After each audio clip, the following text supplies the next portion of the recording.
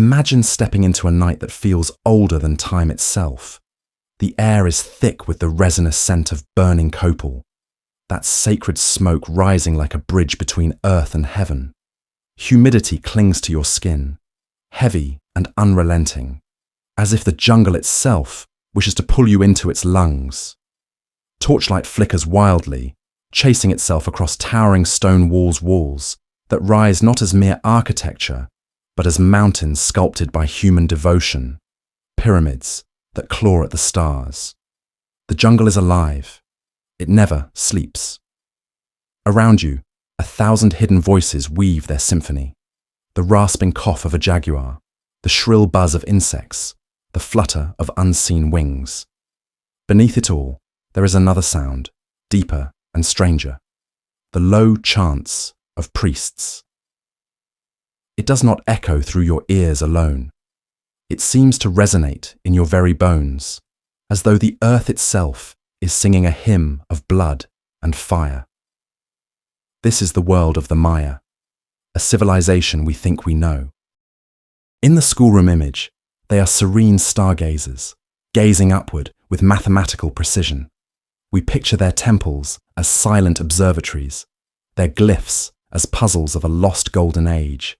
We see Chichen Itza and Tikal as ruins of scholars and visionaries, calm and detached.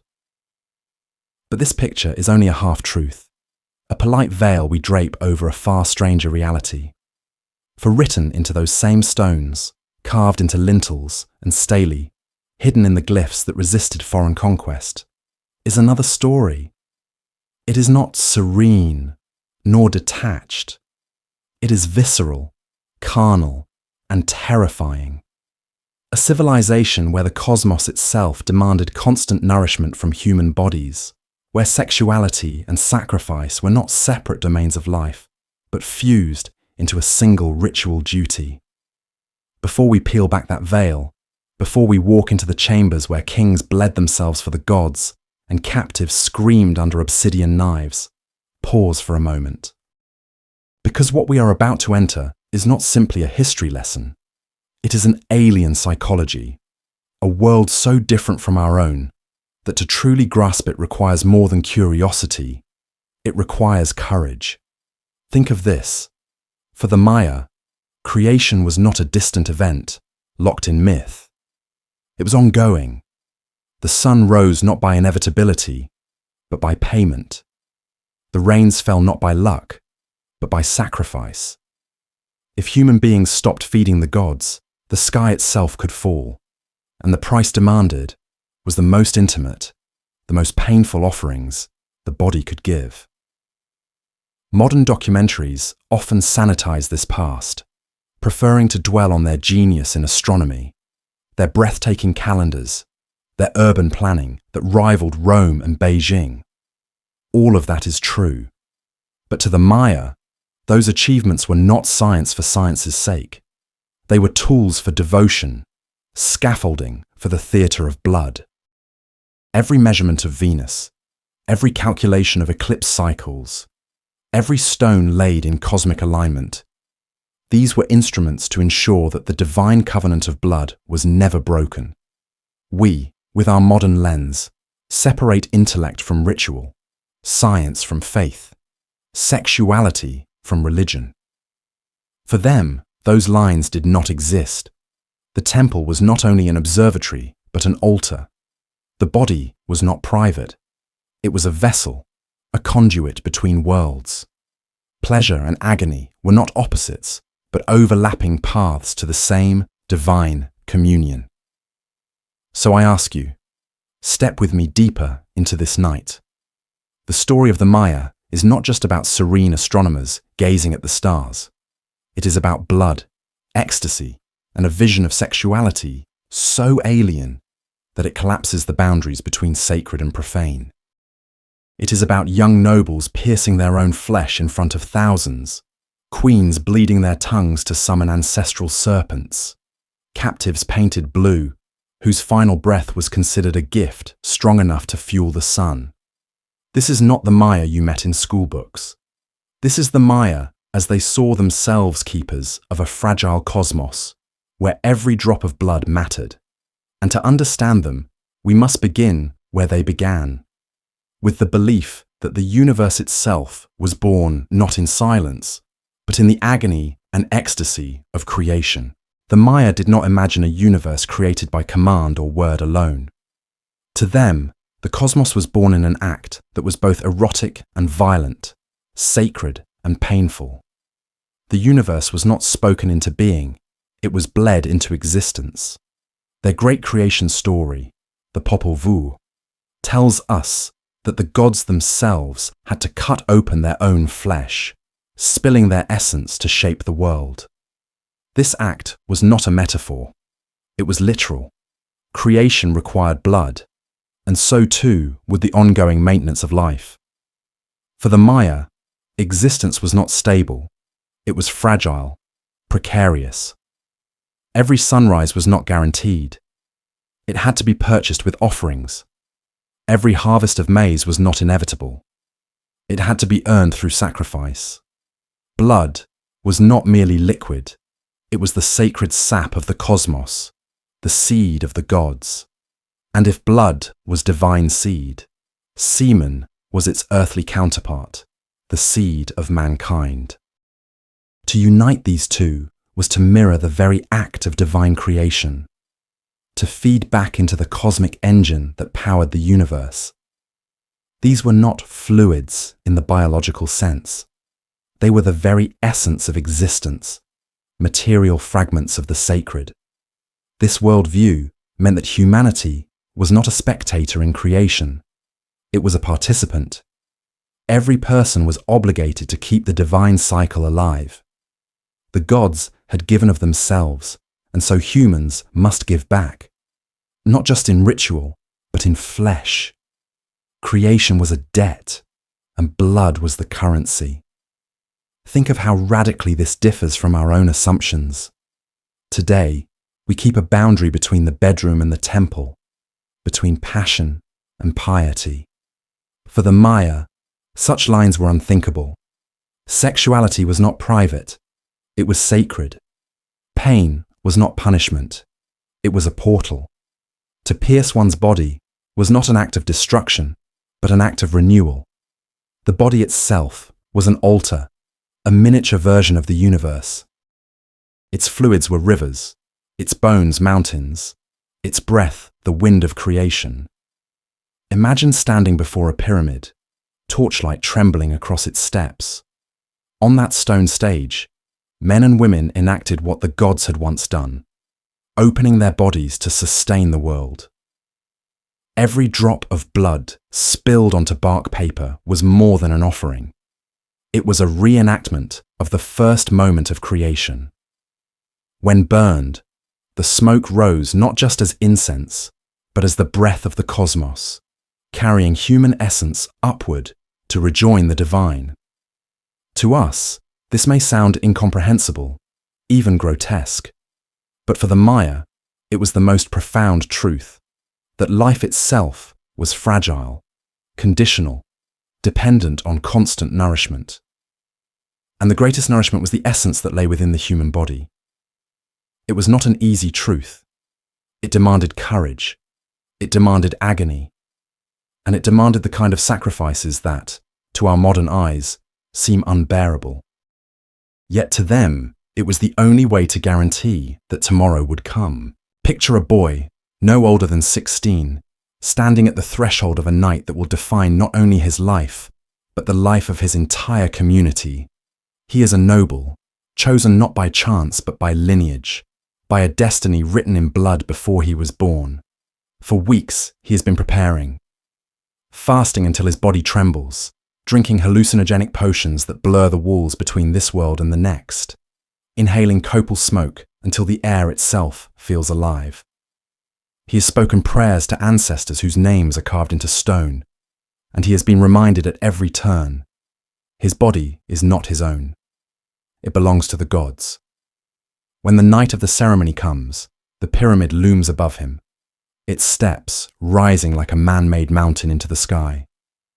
Torches line the stairway, casting shadows that dance like spirits eager to witness. The crowd waits below, thousands of eyes fixed on the boy. But he is not afraid. His heartbeat is not the rhythm of terror, but of exaltation. For to bleed is not to suffer, it is to serve. At the summit, the high priest approaches. He is clothed in jaguar skins, crowned in the shimmering feathers of the Quetzal bird, symbols of power that bridge earth and sky. In his hand, he carries the instrument of the ritual, a stingray spine, barbed and serrated, sharp enough to tear through flesh like glass. To us, it looks like an object of cruelty. To them, it is a holy tool, a key to open the gates of the cosmos. The boy kneels. He takes the spine into his own hands. The crowd below erupts in chants, the rhythm of drums rising like a second heartbeat. And then, with a steadiness that defies imagination, he drives the spine into the most sensitive part of his body, his penis. Not once, but multiple times. A rope, studded with thorns, is threaded through the wounds, ensuring that the blood flows freely, soaking into bark paper spread at his knees. The pain is unimaginable, but pain here is not an enemy. It is a bridge. His blood, the most sacred offering he can give, falls onto the paper, which is then set aflame. The smoke rises into the night, carrying with it his life force, his very soul, offered to the gods as fuel to keep the sun rising, to summon the rains, to ensure the maize will grow. This was no rare act. It was not the spectacle of fanatics or outliers. It was the cornerstone of Maya religion. Kings performed it, nobles performed it, queens performed their own versions. And for men, there was no offering more powerful than blood drawn from the source of life itself. The penis was not a hidden organ of shame. It was an axis of creation, a direct channel to the gods. Archaeologists have uncovered this truth, not in speculation, but in the Maya's own art. Carvings show kings and queens piercing themselves in public ceremonies, their blood pooling on bark paper, their faces serene, as though agony had been transfigured into ecstasy. At Yaxchilan, the ruler-shield jaguar is depicted pulling a thorned rope through his tongue, while his wife, Lady Suk, kneels beside him, her own bloodletting preparing the way for visions of serpents and gods. The boy's sacrifice, then, is not a moment of private suffering. It is public, political, cosmic. In his wounds, the people see their future secured, their gods nourished. His pain is the proof of his devotion, the evidence that he is a vessel between worlds. It is almost impossible for us to comprehend. Yet, to them, this was the highest honor. The body was not just flesh. It was an altar. And blood, the essence of life, was the price of keeping the universe in balance. For the Maya, the duty of sacrifice was not confined to nameless boys or anonymous captives. It was the very heartbeat of kingship. To rule was not merely to command armies or collect tribute. It was to stand as the axis between mortal and divine, to prove through blood that the gods still favored the throne. On stone monuments, the kings are never shown simply seated in majesty. They are shown with stingray spines, ropes, and obsidian blades in their hands. Their bodies are marked by wounds, their lips and tongues pierced, their blood-staining paper that would soon be burned into smoke. Their crowns were not just feathered headdresses, they were scars. One of the most famous depictions comes from the city of Yaxchilan. On lintel 24, we see Shield Jaguar the Great, a king, holding a torch while his queen, Lady Suk, kneels before him. In her hand, a thorned rope passes through her tongue, the blood soaking paper at her feet. From the smoke, a serpent rises, and from the serpent's gaping jaws, an ancestor emerges. This is not symbolic art. It is testimony. It records what they believed was the literal opening of the veil between worlds. The queen's role was as vital as the king's. Her blood carried the weight of lineage, of divine ancestry. By opening her tongue, the organ of speech, she gave voice to the dead.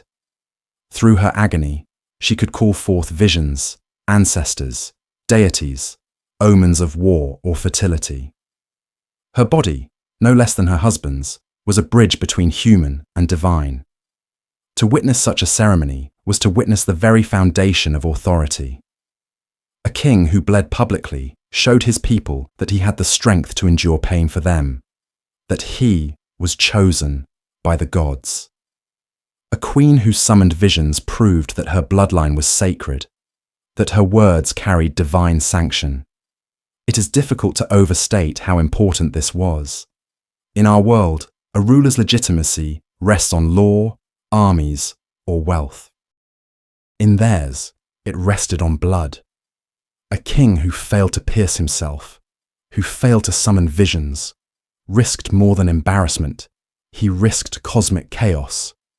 His failure could be read as the gods' abandonment, and in that absence, rebellion could stir. And so, royalty bled, not just for piety, but for survival. Their scars were their credentials. Their agony was their authority. This fusion of power and pain was not unique to the Maya. Across the world, we find echoes of women and men who legitimize rule through sacred suffering. Egyptian priestesses cut themselves in lamentation rituals for Isis. Mesopotamian queens joined kings in sacred marriage rites that merged sexuality with politics. But the Maya carried this principle further, fusing sexuality, blood, and sovereignty into one inseparable whole. Every drop spilled was not just an offering, it was a declaration. We rule because the gods still demand us. For the Maya, even the most intimate intercourse was never merely private. It was written into the stars, scheduled by the calendar, and consecrated by ritual. To conceive a child was not simply a matter of desire. It was a moment of cosmic consequence, and it had to be aligned with divine order. The sacred Tzolk'in calendar, with its 260 days, governed everything from planting maize to declaring war. It also governed the bedroom. Priests, astronomers of flesh as much as of stars, calculated which days were auspicious for conception. A ruler who sired an heir on the wrong day risked producing a cursed child, a soul born under dark omens. But a child conceived on the right day, under the right stars, could become a living embodiment of cosmic favor. Sex, then, was not an act of impulse. It was a ceremony. Couples, especially nobles, were expected to consult priests before lying together. The timing, the prayers, the offerings, all had to align. To break this order was not just reckless. It threatened the very balance of the cosmos. And sometimes, the act itself was not confined to the home. There is evidence that ritual intercourse could be performed in sacred spaces, in temple courtyards, or fertility shrines. At Uxmal, archaeologists uncovered a profusion of phallic sculptures, not crude graffiti, but deliberate, sacred emblems of creation. Some scholars believe these sites may have been used for ritual sex, even forms of sacred prostitution in which participants enacted cosmic fertility before the gods. To us, this might sound scandalous. To them, it was worship. Just as blood could feed the universe, so too could the act of creation itself. The body was never profane. It was always an altar. This worldview was not unique to the Maya. In Mesopotamia, kings and priestesses reenacted the sacred marriage of Inanna and Dumuzi to ensure the fertility of the land. In India, Tantric traditions fused sexual ecstasy with divine communion. But in the Maya world, these parallels found their own distinct shape, an unbroken thread linking bedroom to temple, semen to maize, womb to cosmos. Sex was a duty, not for pleasure, but for order. The union of man and woman mirrored the union of gods that birthed the universe. And every union was shadowed by danger. For if it was mistimed, misaligned, or misused, it could unleash chaos instead of creation. In this world, intimacy was never just intimacy. It was another form of sacrifice, an offering as binding, as terrifying, and as necessary as blood. When sexuality carries the weight of the cosmos, breaking its rules is not simply a private sin, it is a cosmic rupture. For the Maya, sexual transgressions threatened not only the individuals involved, but the balance of the entire community. Adultery, for example, was not treated as a matter of betrayal between spouses. It was seen as an insult to the gods, a tear in the sacred fabric that held the world together. The punishments were brutal, as if the severity of the act demanded equally severe repair. An adulterous man might be handed over to the wronged husband, who had the right to crush his skull with a heavy stone. A woman caught in adultery could face strangulation, her life taken not simply for dishonor, but to prevent cosmic pollution from spreading. The community was the victim, and the community demanded atonement. This obsession with purity extended beyond marriage. Every sexual act had to be weighed against its potential to sustain or endanger the sacred balance. Fertility was sacred. Creation was sacred.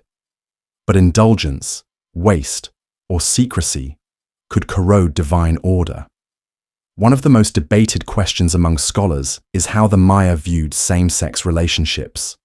The Spanish chroniclers, such as Bishop Diego de Landa, wrote with horror of what they called sodomy, claiming that male brothels existed where boys were sold for sex. But these accounts were written through the lens of Catholic dogma, designed to portray the Maya as immoral pagans in need of conquest and conversion. The Maya's own art offers a more complex, ambiguous picture. Some figurines and ceramics depict male-male intimacy. But were these depictions everyday scenes, ritual moments, or warnings about taboo behavior? We cannot say for certain. What is clear is that their understanding of desire and gender did not align with ours. Some forms of same-sex intimacy may have been tolerated, even integrated into ritual life. Others may have been condemned. The truth is layered, and much of it was deliberately erased by colonial fire. What we do know is that the Maya viewed sex as a dangerous power, like fire. It could warm, it could sustain, but it could also burn. That is why purity was so fiercely guarded. A king preparing for ritual bloodletting had to abstain from sex, storing his life force for the gods. Warriors before battle were forbidden from intimacy, lest their strength be drained before the clash. Women during menstruation were often secluded, not because they were impure, but because their blood carried a dangerous potency that could interfere with men's ritual strength. In this world, sexuality was never neutral. It was always sacred, always risky, always charged with cosmic consequence.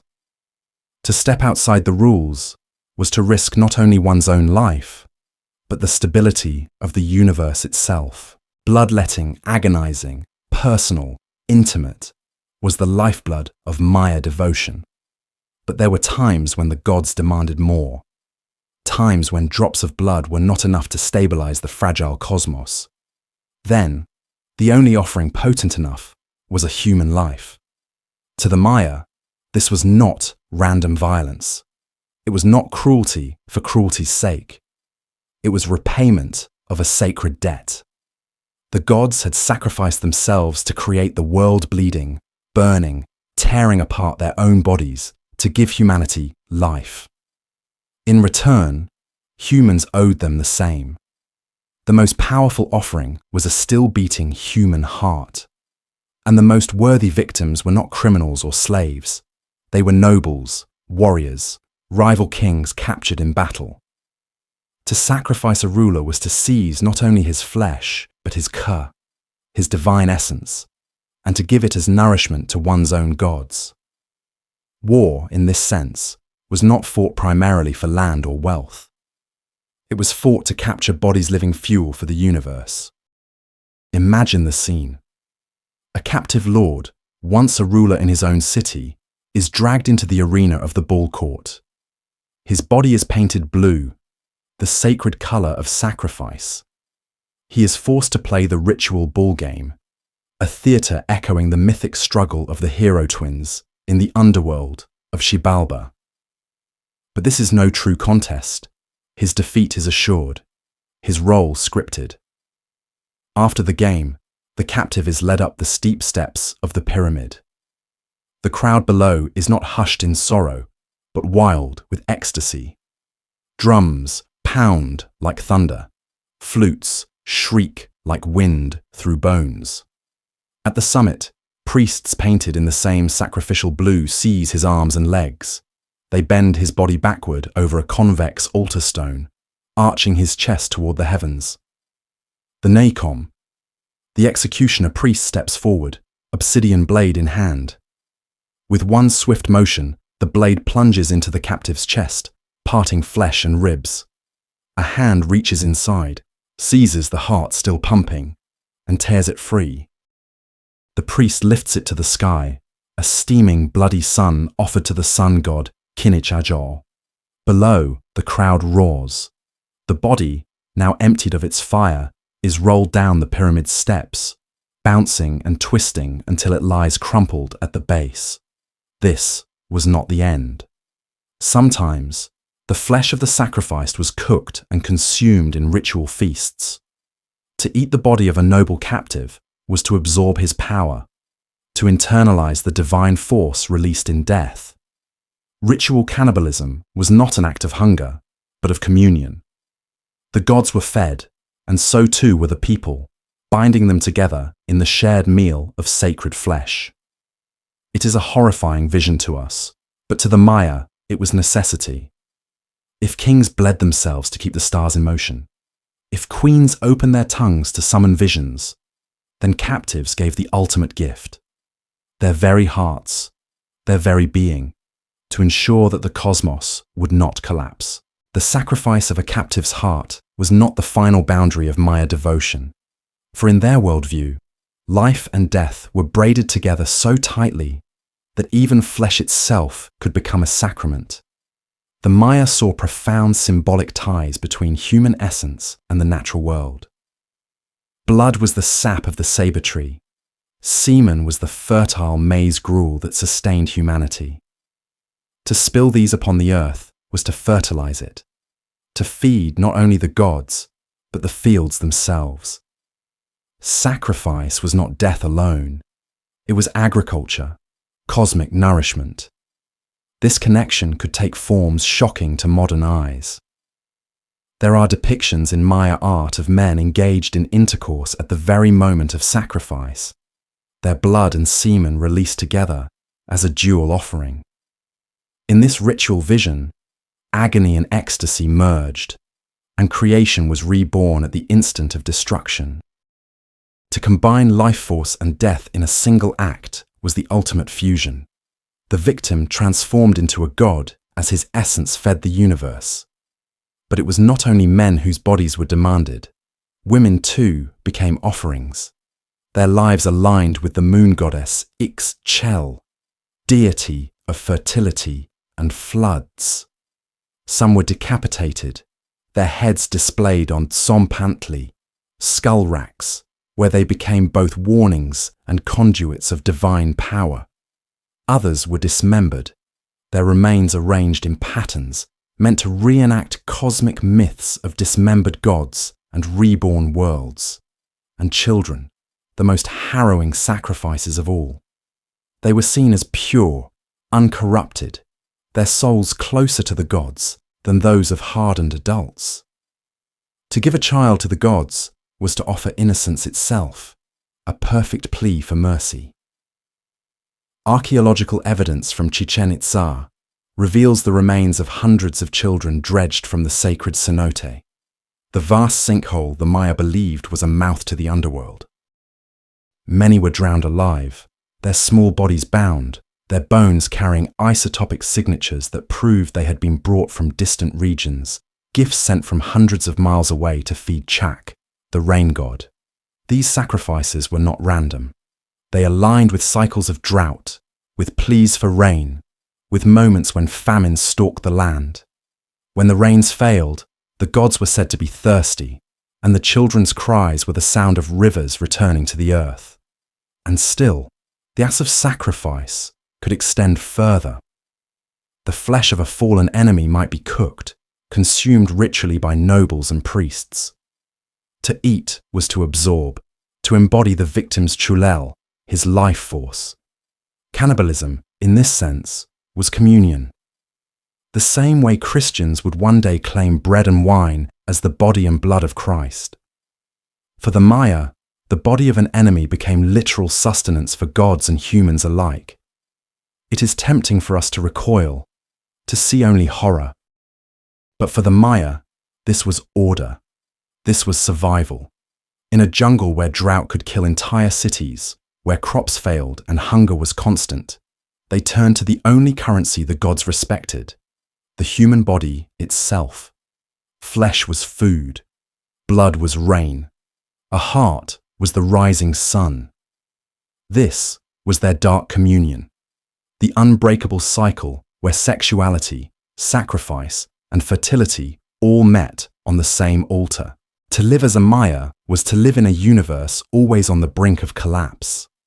Theirs was not a cosmos of stability, but of debt, an economy of blood where gods and humans were locked in an endless exchange. Every sunrise was payment received. Every rainfall was the gods accepting tribute. Every harvest of maize was proof that the cosmic bargain still held. But the debt was never settled. It had to be renewed again and again, with every cut, every drop, every sacrifice. The world, in their eyes, was not self-sustaining. It was fragile, precarious, always threatening to tip into darkness. This worldview was shaped by the land itself. Central America's jungles are lush but treacherous.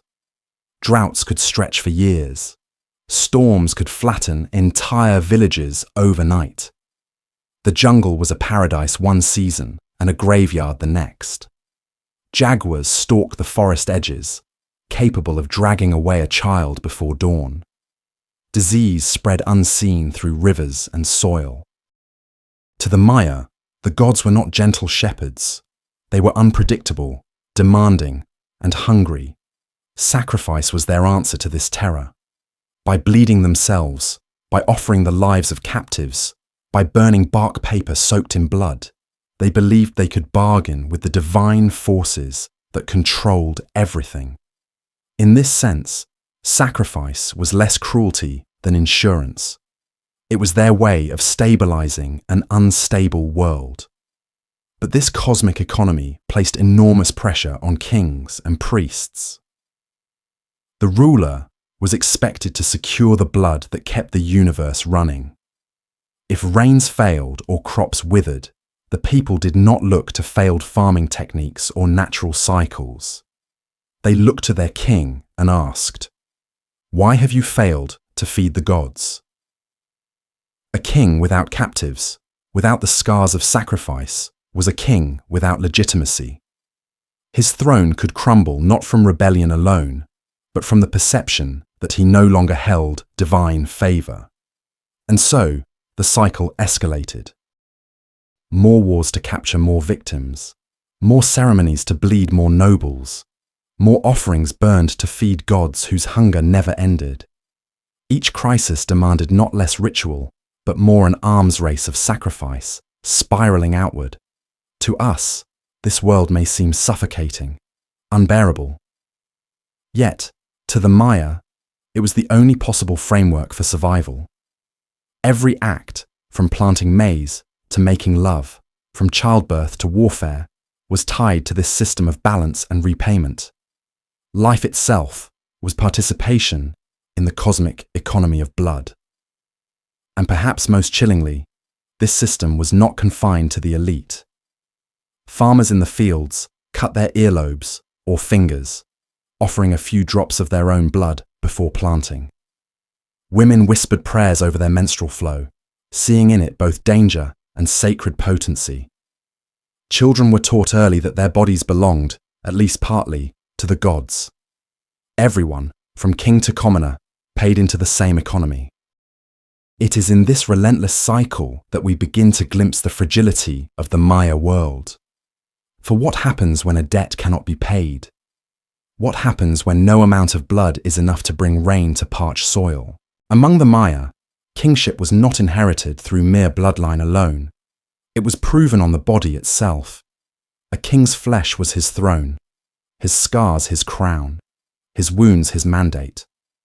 Authority was not declared in speeches, it was etched in blood. When a Maya ruler ascended, his legitimacy depended on his ability to feed the gods. His role was not simply political, it was cosmic. He was the pivot on which the universe balanced, the living bridge between divine and mortal. If he faltered in sacrifice, if his body failed to produce visions, if his wars did not bring back captives, then his people believed the gods might abandon them. The monuments tell the story. Across the Maya lowlands, stone stelae rise in silent plazas, covered in glyphs and images. They are not records of tax policies or legal decrees. They are chronicles of ritual bloodletting. Kings are carved with ropes threaded through their tongues, jaguar pelts at their feet, vision serpents curling above their heads. These scenes are propaganda, but not in the modern sense. They are evidence etched into stone that the king had bled, had seen visions, had kept the cosmos intact. Consider Yaxchilan again, Lady Suk's bloody tongue, shield jaguar standing over her with torch in hand. Or Palanque, where inscriptions praise kings for piercing themselves before leading armies. Or Piedras Negra, where monuments boast of captured rivals sacrificed in ceremonies of spectacle.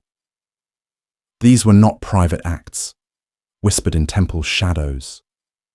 They were public theatre, staged for thousands.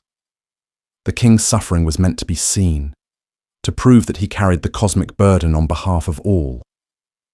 But such a system was perilous. A king who failed to deliver rain, whose crops withered, whose enemies remained uncaptured, was judged not as unlucky, but as abandoned by the gods. His power could collapse overnight, not because his army was weak, but because his people ceased to believe. This constant demand created a race of escalation. To outshine rivals, kings had to bleed more, capture more, sacrifice more. It was a politics of agony, each ruler compelled to prove that his bond with the divine was stronger than that of his enemies. Their monuments are not only history, they are contests of endurance, competing scars carved in stone. We see echoes of this elsewhere in history. Roman emperors staged gladiatorial games to show divine favor through bloodshed. Aztec emperors waged flower wars to capture victims for their sun god. But among the Maya, the competition was turned inward, upon the flesh of the ruler himself. His own body became the battlefield. His wounds were victories. His scars were treaties. The higher the king climbed, the more precarious the balance. For in a world where power was measured in blood, the only certainty was that the gods would always demand more. For centuries, the system held. Kings bled. Queens bled. Captives screamed upon the altars. And the cosmos seemed to respond. The rains fell. The maize grew. The sun rose. But no covenant sealed in blood can last forever. By the late classic period, around the 8th and 9th centuries, the demands of the gods seemed to grow hungrier. Archaeological evidence suggests that the scale of sacrifice increased dramatically. Early depictions show carefully staged rituals, an individual king, piercing his tongue, a single noble captive presented before the altar. Later remains tell a darker story. Mass graves, hastily buried bodies, bones scarred with brutal marks of slaughter. The ritual was becoming industrial, desperate. Why? The land itself was changing. Scientists analyzing lake sediments and cave stalagmites in the Maya heartland have uncovered evidence of prolonged megadroughts beginning in the 9th century. Rainfall collapsed. Crops withered. The jungles that once seemed eternal green turned brittle, their rivers shrinking into mud. For a society that believed blood fed the rain, the logic was cruelly circular. The droughts must mean the gods were starving. The answer, inevitably, was more blood.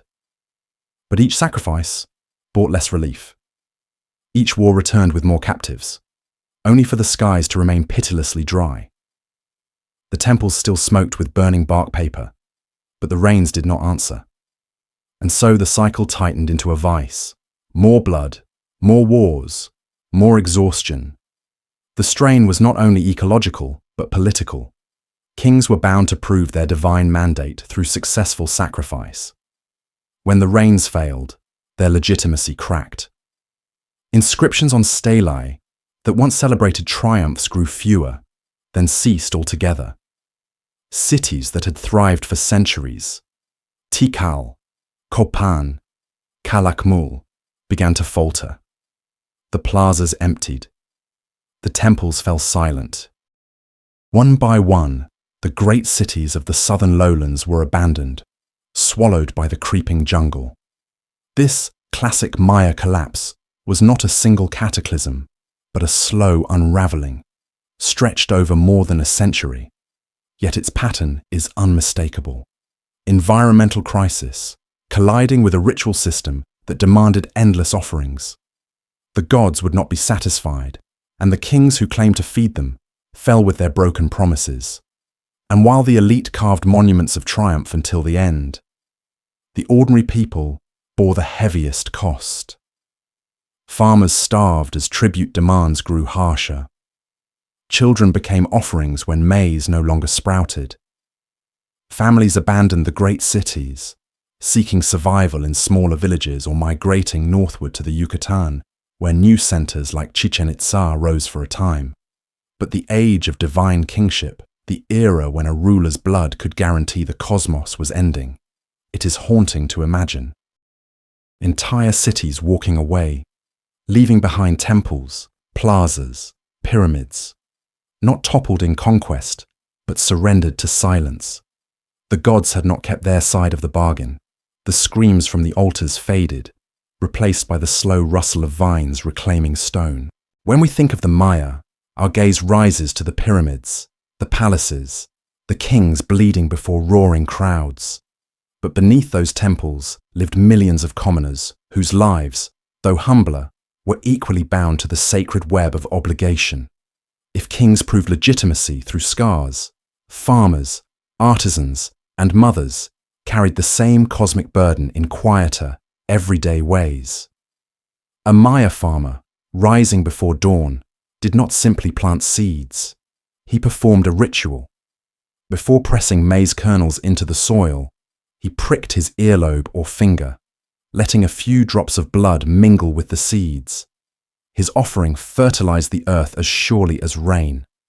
Planting was not labor alone. It was a reenactment of creation, a miniature sacrifice that bound his family's survival to the gods' favor. Inside the household, the hearth itself was a cosmos in miniature. The 3 stones that held the cooking pot represented the 3 hearthstones of creation, placed by the gods when they birthed the world. To cook a meal was to participate in cosmic order. To eat was to consume not only food, but sacred substance. Even the act of weaving was holy. Women at their looms stretched threads across wooden frames that mirrored the axis of the universe. binding cloth as the gods bound sky to earth. But the sacred was never free of danger. Menstrual blood, for example, was seen as both powerful and perilous. A menstruating woman might be secluded, her blood understood as too potent to mingle with warriors or priests preparing for ritual. Yet that same potency tied her to Ixchel, the moon goddess of childbirth and floods, whose cycles governed fertility itself. What was dangerous was also divine. Childbirth, above all, was the battlefield of women. To bring life into the world was seen as the female equivalent of war. A woman who died in childbirth was honored like a warrior slain in battle. Her soul was believed to accompany the sun on its daily journey, fighting off the forces of darkness. Pain was not a private ordeal. It was an offering, a sacred trial inscribed into the body of every mother. The dead were never far. Ancestors were often buried beneath the floor of family homes, their bones resting in the soil where children played and meals were cooked. Far from being morbid, this kept the lineage close. The spirits of the dead were not gone, but present, watching, guiding, protecting. A home was never just shelter. It was a living altar, layered with voices of the past. And yet, daily life was shadowed by anxiety. A sudden illness, a poor harvest, a difficult birth. None of these were chance. Each was read as a rupture in cosmic balance, a sign that offerings had failed or spirits had grown angry. The world swarmed with unseen forces, and every action carried risk. To protect themselves, commoners burned incense at crossroads, tied amulets to their children, whispered prayers to ward off evil. It was an exhausting way to live. Every meal, every wound, every birth waited with cosmic consequence. The grandeur of the temples could not exist without this constant, invisible devotion of the many. And in the end, it was the commoner's blood, as much as the king's, that fed the universe. To us, the rituals of bloodletting and sacrifice seem unbearable, acts of madness or cruelty. But to the Maya, pain was not a barrier. It was a doorway. They had developed a psychosocial and spiritual technology that turned agony into transcendence, suffering into vision. The process began long before the sting of obsidian or the thorned rope. Ritual participants underwent purification, days of fasting to weaken the body's hold on the mind, nights of prayer to strip away distractions. Then came the intoxicants. The Maya were master pharmacologists, their jungles and rivers a vast library of mind-altering substances. They brewed balche, a fermented honey mixed with tree bark that carried hallucinogenic properties. They consumed psilocybin mushrooms, the flesh of the gods. They smoked potent tobacco so strong it could induce dizziness, trance, even visions. They ingested morning glory seeds rich in LSA, a cousin of LSD. Some shamans even used the venom of bufo toads, rich in 5-MeO-DMT, one of the most powerful hallucinogens known. These substances were never recreational. They were medicines, tools to unmoor the soul from the everyday world, to loosen the self before the deeper ordeal of pain. In the torchlit plazas, chanting and drumming added to the disorientation. The rhythm of drums matched the rhythm of the heartbeat, pulling the mind into altered states. Torches swayed, shadows twisted like serpents on temple walls. The senses were overwhelmed, the self destabilized. And then came the cut. The stingray spine pierced flesh. The thorned rope tore the tongue. The obsidian blade sliced the skin. But for a mind already afloat on the tides of trance, pain ceased to be mere pain. It became voice. The searing agony was interpreted as the touch of the gods, the presence of ancestors, the raw power of the cosmos flooding through the body. The scream that burst from the throat was not only torment, it was revelation, the tearing of a veil. In this ecstasy of agony, rulers claimed visions. Out of smoke rose the Vision Serpent, from whose jaws emerged ancestors, gods, or omens. Inscriptions record prophecies, revelations, instructions for war and agriculture, all said to have come through this terrifying communion. The king's power was not theoretical. He displayed it on his bleeding flesh. His trance was proof that he had walked the boundary between life and death and returned with wisdom. Modern science offers glimpses into how this worked. Pain, combined with hallucinogens and rhythmic stimulation, can trigger dissociation, trance, even out-of-body experiences. The brain floods with endorphins, altering perception. Neurological thresholds collapse. What was once agony becomes, paradoxically, ecstasy. The Maya, without modern neuroscience, had nonetheless mastered this technology of the body. They turned the limits of flesh into a bridge to the divine. This was the secret of endurance. The young noble who pierced himself, the queen who pulled thorns through her tongue, the king who bled before thousands. They did not collapse into helpless pain. They entered another state, one where suffering became meaning, where agony was transformed into vision. Their power, their legitimacy, their connection to the gods, all of it rested on this ability to walk through pain and emerge as more than human, as portals to the divine. By the time the Spanish arrived in the 16th century, the great southern cities of the classic Maya had long been reclaimed by jungle. Their plazas were silent, their carved stelae toppled, their temples buried under vines and roots. But the worldview that had built them, the belief that blood fueled the cosmos, still lived among the Maya people. And that, to the Spanish, was intolerable. The conquistadors came with steel, horses, and fire, but they also came with a religion that drew its own power from blood. Catholicism venerated the sacrifice of Christ, a God who shed his blood for humanity's salvation. To the Spanish, this was the true and final sacrifice, the only one allowed. When they encountered Maya kings and priests piercing themselves, when they saw captives offered to Chark or Ixchel, they recoiled in horror and proclaimed it demonic. Bishop Diego de Landa, one of the most infamous chroniclers, left us much of what we know about Maya ritual. Yet he also destroyed more than he recorded. In 1562, at the auto da fe of Mani, he ordered countless Maya codices burned, their bark paper books reduced to ash, centuries of accumulated knowledge, their calendars, their myths, their histories, vanished in smoke. He believed he was saving souls. In truth, he severed an entire civilization from its written memory. Only 4 pre-Columbian Maya books survive today.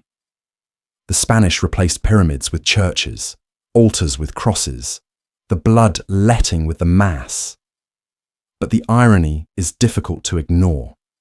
The Catholic Eucharist bread and wine, transformed into the body and blood of Christ, was itself a ritual of sacred consumption, an echo of the very logic the Maya had lived by. Both faiths understood the universe as nourished by sacrifice. Both saw divinity in blood. But where the Maya offered human hearts, the Spaniards insisted on a single divine heart, offered once and forever.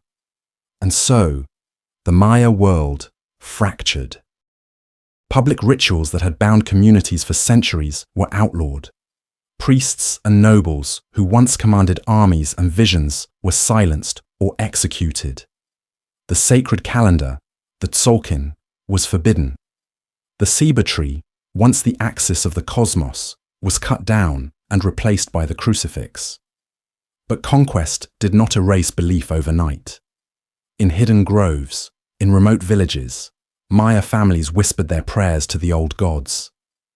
Bloodletting became secret, performed not on pyramids, but in shadows. Ceremonies moved underground, masked in the language of Catholic saints. Outwardly, the people attended Mass. Inwardly, they remembered the Vision Serpent. The Spanish believed they had destroyed the Maya cosmos. What they did, in truth, was drive it underground, where it smoldered, waiting for new forms. The Spanish conquest shattered the temples, but it did not silence the cosmos. The Maya, with a resilience born from centuries of struggle, reshaped their faith in secret. They did not discard their gods. They gave them new masks. Catholic saints became stand-ins for ancient deities. The cross, to the Spaniards, a symbol of Christ's crucifixion, to the Maya, became a new image of the saber tree, the world tree whose roots sank into Xibalba, whose trunk was the human realm, and whose branches stretched into the 13 heavens. Jesus himself, a God who offered his own blood to sustain humanity, resonated deeply with a people who had always believed that sacrifice was the foundation of creation. Even today, in the highlands of Chiapas, Mexico, one can enter the church of San Juan Chamula and feel this syncretic survival. From the outside, it appears a standard colonial church. Step inside, and the illusion dissolves. The floor is carpeted with green pine needles, a living forest inside stone walls. Thousands of candles flicker in glass jars, their wax pools glimmering like stars on a black sea. The air is thick with the smoke of burning copal, the same incense their ancestors once raised to the heavens atop pyramids. There are no pews, no priest presiding. Families kneel on the floor, praying in tzotzil, not Spanish. Shamans move among them, chanting, touching foreheads, murmuring blessings. They sacrifice chickens right there on the pine needle floor, their blood a healing force for the sick. Bottles of pox, a fiery sugarcane liquor, are passed from hand to hand, believed to open the body to the spirit world. Even Coca-Cola is used, its carbonation turned into ritual. Burps are seen as expelling evil spirits from the body. This is not parody, nor blasphemy. It is survival, a fusion of two cosmologies, one imposed by conquest, the other too deeply rooted to die. It is proof that the Maya spirit, though forced to kneel, never vanished. The Popol Vuh is still recited in some communities, its mythic twins and cosmic battles alive in whispered stories. The 260-day calendar is still kept by ritual specialists who choose auspicious days for planting, marriage, or healing. The ruins of once great cities are not just tourist attractions, but sacred spaces. Maya pilgrims still leave offerings at Chichen Itza, Tikal, and Palenque, speaking to their ancestors through the stones. The conquest changed everything, but it did not erase. It transformed. The gods were never exiled. They merely put on the masks of saints. And through that disguise, the cosmic covenant endured. The survival of Maya belief after conquest was not a peaceful merging of two worlds. It was born in trauma centuries of forced conversion, forced labor, and unspeakable violence. What the conquistadors began with fire and blade was carried on by colonial authorities, hacienda owners, and later, modern states. And yet, through it all, the Maya endured. The deepest scars came not only in the 16th century, but in the 20th. During the Guatemalan Civil War, from 1960 to 1996, the Maya were targeted again, this time by their own government. The military, backed by foreign powers, waged what they called a counterinsurgency. But in truth, it was a campaign of terror against indigenous people. Entire villages were burned. Women were raped systematically, not as isolated crimes, but as deliberate weapons of war. Children were slaughtered or disappeared. Over 200,000 people died, most of them Maya. The justifications echoed the colonial past. The state painted the Maya as backward, as subversives, as obstacles to modernity. Where the Spanish had branded their gods as demons, the modern state branded their culture as dangerous. In both cases, the solution was the same: erase them. And yet, erasure failed. Out of the ashes rose resilience. The trauma became memory, and memory became resistance. Maya activists today fight for the protection of their ancestral lands, against the encroachment of logging companies, mining corporations, and industrial agriculture. They speak their languages proudly: Quiche, Quechua, Tzotzil, Yucatec languages that once were punished in schools, now carried as banners of survival. To plant traditional maize, the sacred crop their creation. Myth says humans were formed from is more than agriculture. It is defiance. Each seed placed in the soil says, "We are still here, and the covenant endures." To stand before a multinational corporation and refuse to give up forest or river is to echo their ancestors, who once refused to abandon the gods of blood and sun.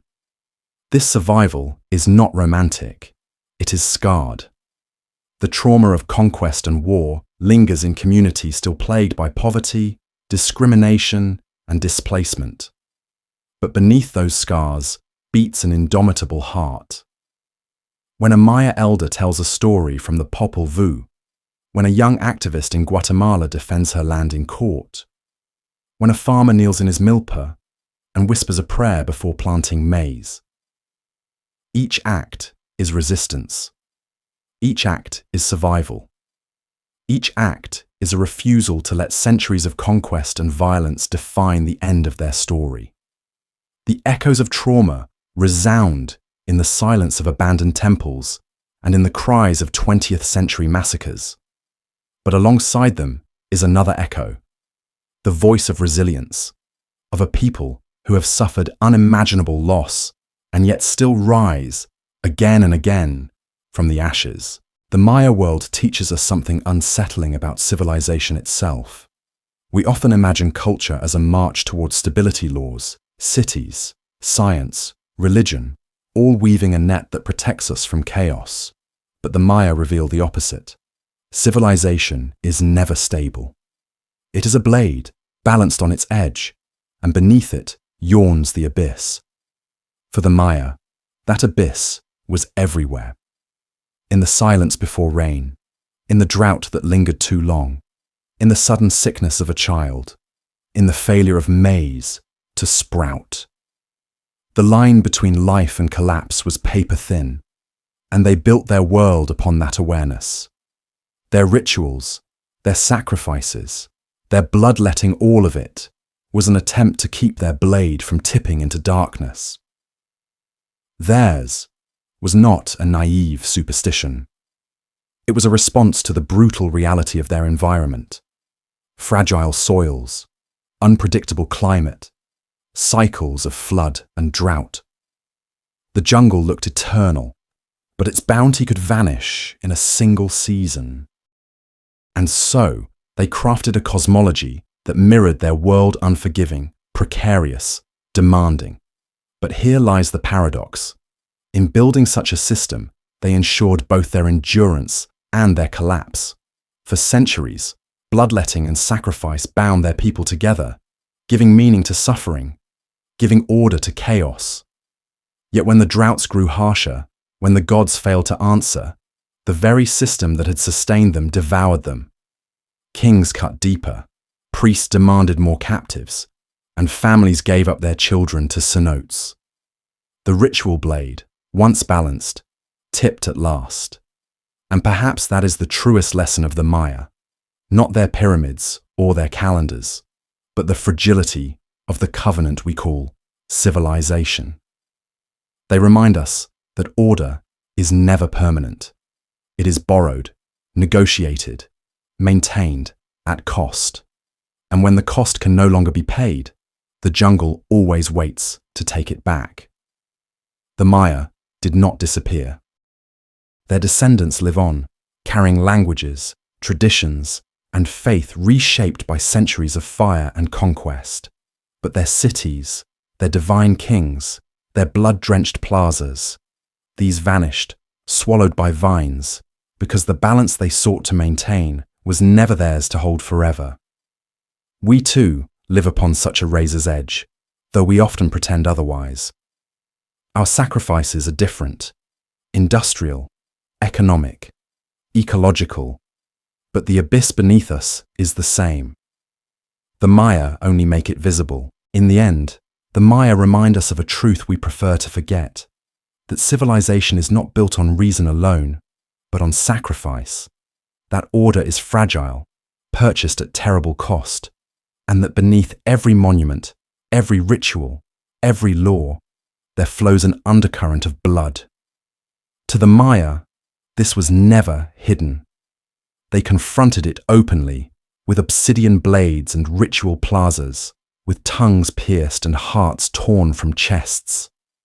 They inscribed it in stone, preserved it in glyphs, and enacted it in every planting, every marriage, every battle.